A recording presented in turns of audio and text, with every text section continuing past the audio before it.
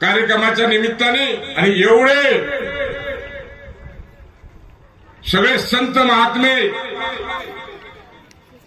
भिक्खूजन यांच्या आशीर्वादाने माझी राहिलेली अपुरी अपेक्षा ती पूर्ण झाल्याशिवाय राहणार नाही।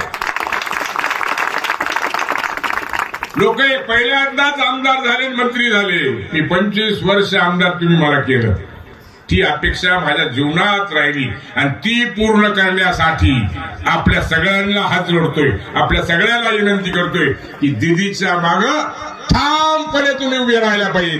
हा विश्वास आज या सगळ्या भिक्खूंच्या